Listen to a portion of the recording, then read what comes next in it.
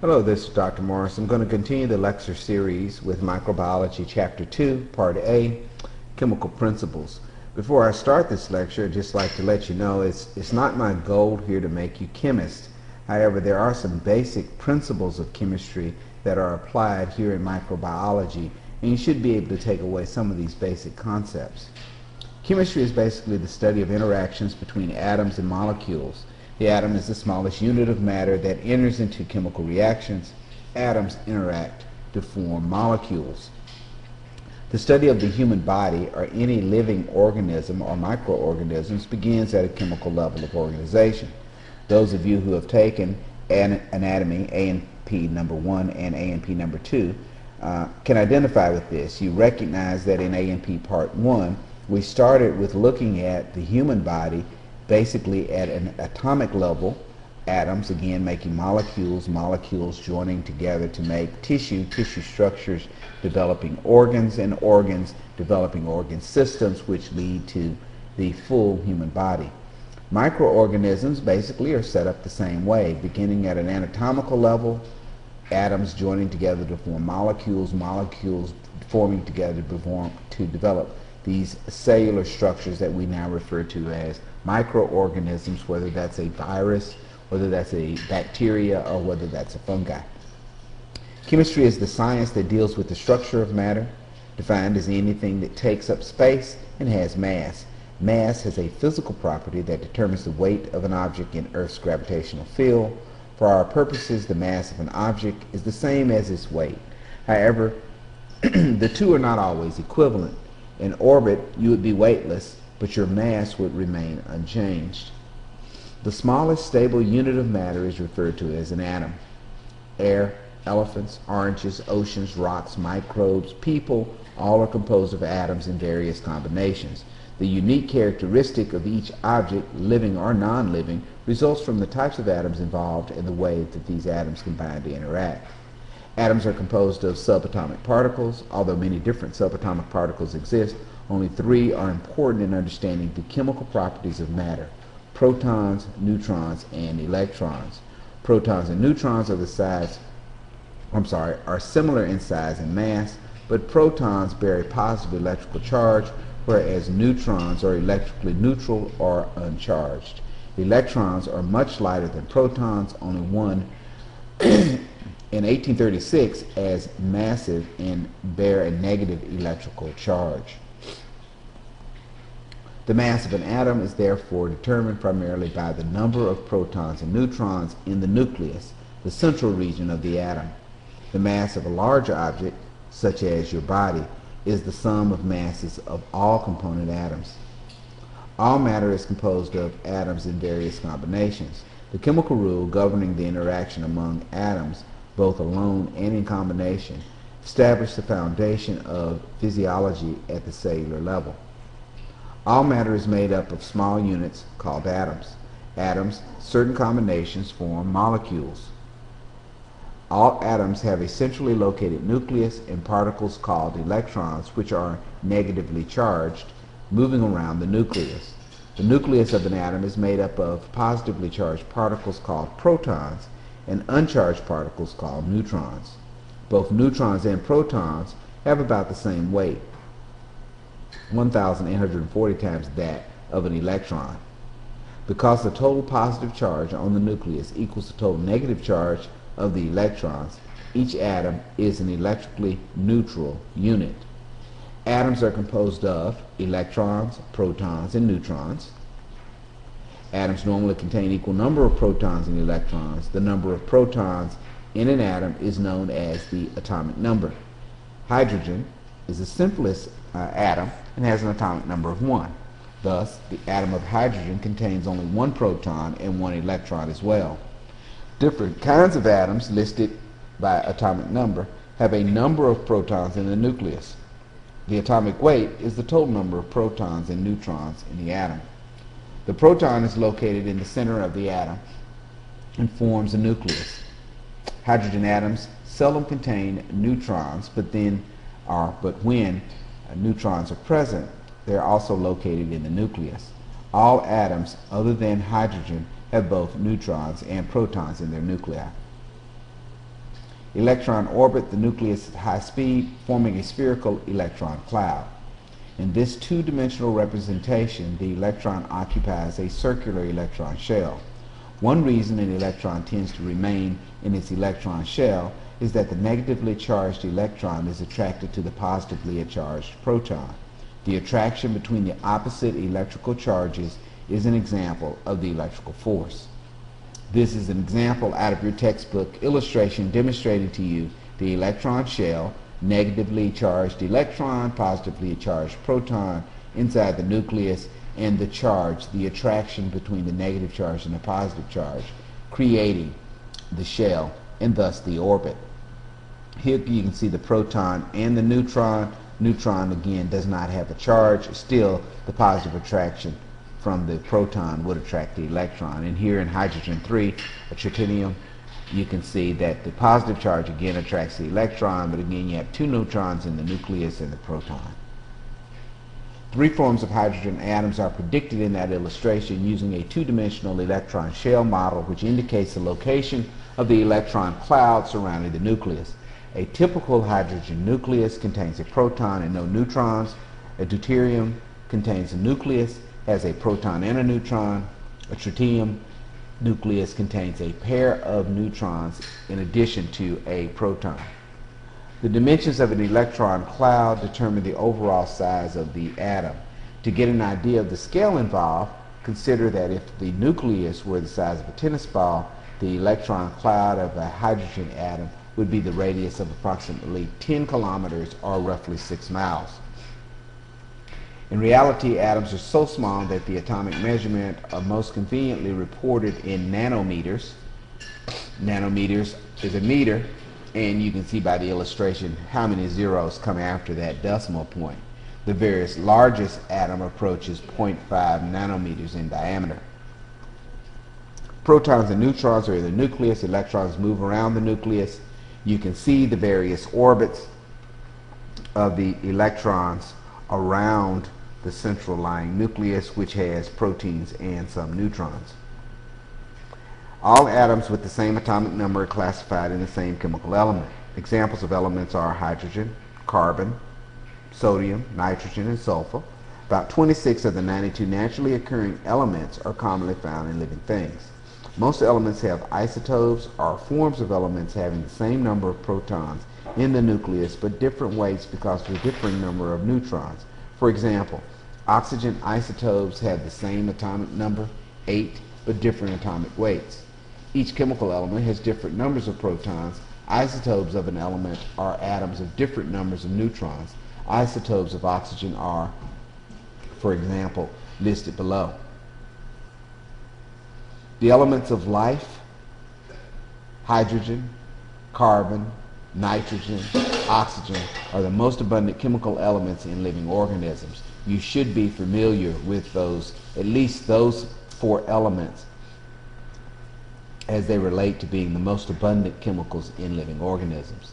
Electrons are arranged in an electron shell corresponding with different energy levels. Electrons are arranged in an electron shell, which are regions corresponding to different energy levels. The arrangements are called electronic configurations. Chemical properties of atoms are largely a function of the number of electrons in the outermost electron shell. When the outer shell of atoms is filled, as in helium, it is stable, it's inert, and it does not react with other atoms. Partially filled electron shells make atoms that tend to react with other atoms. They react with other atoms to become more stable. These are some examples of the electronic configuration of atoms and some elements found in living organisms: hydrogen, carbon, nitrogen, and oxygen. As you can see, the electron shells, the outermost electron shells in these various types of atoms is not completely filled. This tells you that in human system we need atoms that basically will react with other atoms, and thus the electron shells would not be completely filled. Hydrogen, for example, carbon, nitrogen, and oxygen. Here's some other substances: magnesium, phosphorus, sulfur. The valence, or combining capacity of an atom, is dependent upon the number of extra electrons or missing electrons in the outermost shell. Hydrogen has a valence of 1, and carbon has a valence of 4. This means that hydrogen can form only one chemical bond, and carbon can have 4 chemical bonds. When atoms gain stability by completing the full complement of electrons, they are called molecules. Molecule containing at least 2 kinds of atoms, such as H2O, is referred to as a compound. Atoms that combine to complete the outermost shell, the number of missing electrons in a shell, is called valence. A compound contains different kinds of atoms. H2O, the forces holding atoms in compound, are chemical bonds. The number of proteins in electrons is equal to an atom. Ions are atoms that have gained or lost electrons that are charged. Ionic bonds are attractions between ions of opposite charge. One atom loses electrons and the other gains electrons. The attraction force holding molecules together are chemical bonds. In general, atoms form bonds in 2 ways. One is by gaining or losing electrons from the outer electron shell to make atoms that are positively or negatively charged. The attraction between such atoms form an ionic bond. Sodium chloride, for example, is a substance formed by ionic bonding. The other is by sharing the outer electrons to form covalent bonds. Sodium has a single electron in the outer shell, which it tends to lose. It is an electron donor. The atom is positively charged. This atom reacts strongly with chlorine, which is lacking 1 electron in the outer shell capacity. Chlorine has a negatively charged because it usually fills the vacancy with the electron from other atoms, that is, an electron acceptor. Cations such as potassium with a positive charge, or sodium also with a positive charge, are positively charged ions. A negatively or positively charged atom or group of atoms, their outer electron shells are less than half filled and they lose electrons. Anions are negatively charged ions. The outer shell, most of them are half filled and tend to gain electrons.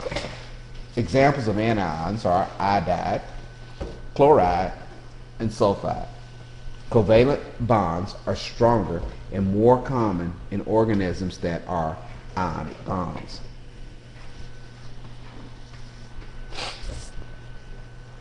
Covalent bonds form when 2 atoms share 1 or more electrons. The diagram below illustrates that. The hydrogen bond consists of hydrogen atoms covalently bonded to 1 oxygen or nitrogen atom, these being most commonly involved in elements. In water, for example, the electrons are closer to the oxygen nucleus than they are to the hydrogen nucleus. As a result, oxygen portion of the molecule has a slight negative charge and the hydrogen portion has a slight positive charge. The hydrogen bond is a result of water molecules' slightly positive polar charge being attracted to the negative end of the other molecule. Although these bonds are relatively weak, large molecules may have hundreds of them.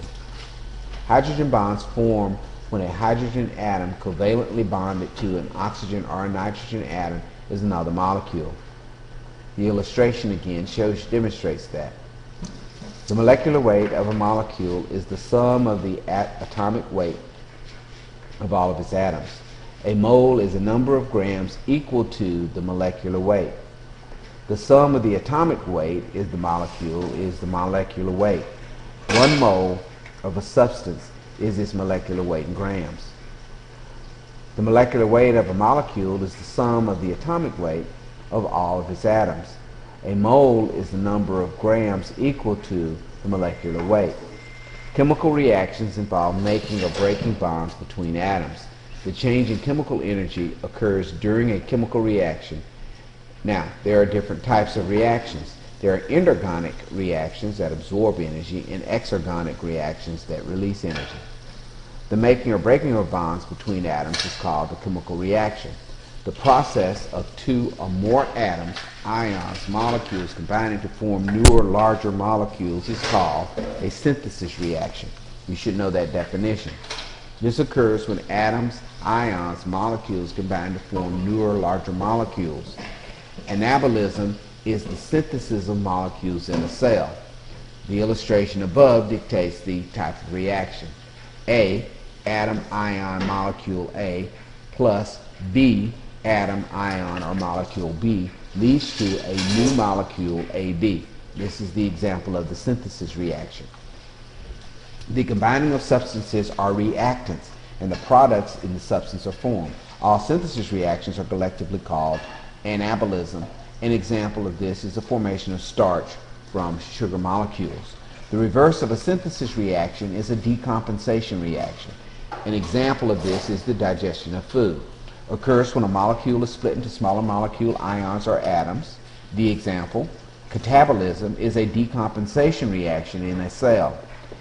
As you look at the illustration above, it shows you the new molecule, A plus B, now breaks down, leads to A, atom, ion, or molecule A, plus B, atom, ion, or molecule B. Collectively, these reactions are called catabolism.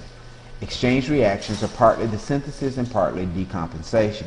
In theory, all reactions are reversible reactions. In practice, some reverse more easily than others. Exchange reactions are part synthesis and part decompensation. As you can see, there's a recombination of the atoms into different molecules. Initially, you have sodium and hydroxide plus HCl, or hydrochloride. This leads to sodium chloride. As you can see, there's been an exchange, a breakdown, or a decomposition between hydrogen and chloride and between sodium and hydroxide. The synthesis portion of this reaction leads to sodium chloride plus H2O. As you can see, there has been decompensation that has occurred, but there is also a synthesis that has occurred as well. Reversible reactions can readily go in either direction. Each direction may need special conditions. A plus B leads to AB. For the reaction to go from AB to A plus B, heat would be required. For the reaction to go from A plus B to AB, water would have to be released. Synthesis requires energy. This is an endergonic reaction. A decompensation yields energy, or an exergonic reaction. Energy used by microorganisms for synthesis, providing food digestion and photosynthesis. The minimum collision energy required for a chemical reaction to occur, according to collision theory, is the activation energy. This is the amount of energy needed to disrupt the stable electron configuration of a molecule so that a new arrangement can occur. Again, this is referred to as activation energy.